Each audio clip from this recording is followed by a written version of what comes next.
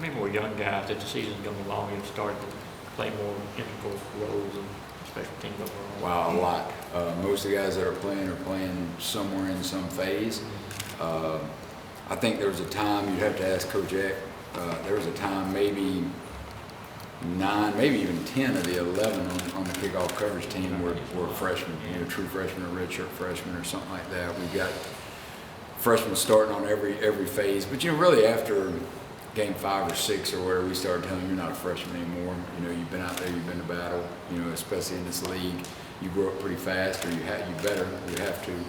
And so at this stage, it's game 11. There really aren't any freshmen anymore. That's a cliche, but it's true. When you guys think about recruiting at Hunter, place kicker, is Bryce going to change the dynamic there now in terms of see what you're going to go forward? Well, he's certainly come in and done a great job.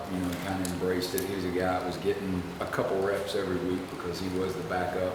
We got him in against South Carolina, and obviously the last 3 ball games he's been the guy there. Other than when we've been kind of going in, Colin's taking those, and I give Colin a lot of credit because he's really worked to get better at that. You remember that was something that he was not as adept at, and Adam Erickson kind of handled that for us the last couple of years, and now the roles have kind of reversed. But it does. Bryce has a couple of years left, and I think has really embraced that role, and has done a great job, and has really helped us in that area. What's his place kicker? Obviously, it was 4 years of Blair, 4 years of Marshall, as far as I know. Been pretty active out there. Is anybody else in line? You know what? You evaluate everybody. There's always some good ones in this state. You're evaluating everybody, and because of the tradition, guys like you mentioned, the Blair Walshes and Marshall and guys before them, you're going to have established. You can attract a lot of guys at that position, and so you're always kind of actively pursuing guys, and then you see where that ends you up at the end of it. So probably looking once the season ends, or could somebody on the current roster? I think it could be a combination of both. Does Rodrigo, have you guys had a chance to look at much during when he's redshirting? He is, he's doing a good job. We do kickoff return, matter of fact, on Wednesdays, and he's our kicker during the kickoff return period, and has really gotten better every week, I think there. And competition is good for everybody, so the more you can get in and high quality guys, the better off you're going to be. They say Bryce was actually a better kicker than Hunter. I haven't seen him do a lot of that. He's maybe done it one day or something here in the last month. And I don't know, I'm pretty sure he hadn't worked on it very much. Obviously, he spends the majority of his time playing quarterback, practicing quarterback. But I don't think he's worked on a lot, but that's what they say.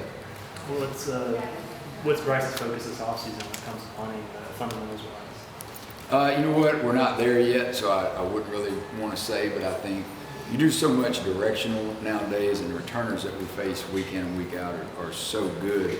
If you punt it to them, and it's like Isaiah the other day, I don't think that's where they intended to punt the ball, and probably the hang time, the distance probably didn't match up.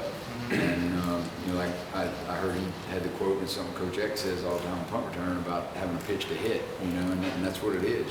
It's you don't punt it where it's supposed to be, or with the right hang time. So those would be the things that really anybody, Bryce or anybody's going to work on, is the direction and then matching your hang time with your distance. You try to stay out of Coach Eck's way on the sidelines, unlike Rico and LeBron. It's funny, we were talking about that in the offensive staff room the other night. I said, when something good happens, really anywhere, but especially a punt return or something in one of his phases, and he's running up and down the side looking for somebody to high five, I'm like, you ain't tearing my labor, It's like, I stay away from him when you kick the extra point, wait till things die down a little, and I'm like, hey, good job. And then, he's calming down, the adrenaline's down, and, he's not going to rip your arm out of the socket then. Yeah, he's an enthusiastic guy.